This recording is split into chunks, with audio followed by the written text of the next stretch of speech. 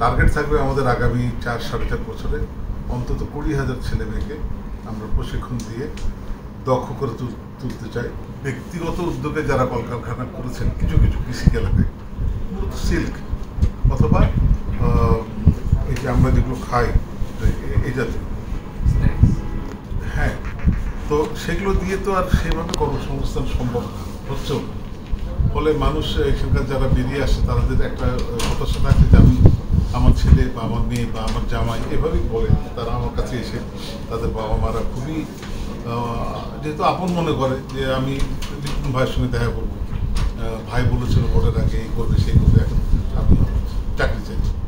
তাকে যতই বোঝাই যে আপনি চাকরি আপনার ছেলেকে চাকরি জন্য না খুঁজে আমি একটা পথ করে দিচ্ছি, সেখান থেকে ছেলে আপনার দুটো ছেলেকে চাকরি দিতে পারে, এই জায়গায় আসে।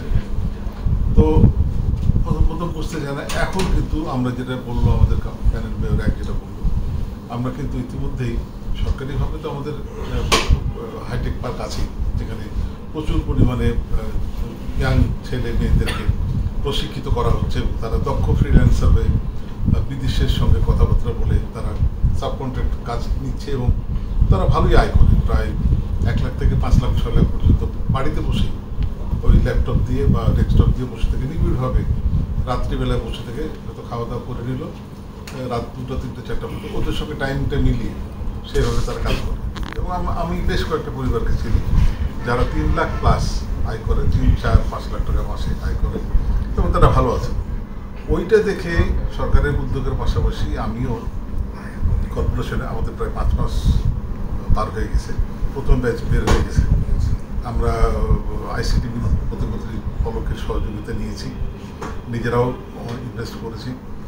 আমাদের প্রায় প্রথম ব্যাচে আমরা ট্রেনিং দিতে চেয়েছিলাম 250-300 জনের, সেখানে আবেদন করেছিল 1100 প্লাস, এতটাই ডিম্যান্ড ছিল।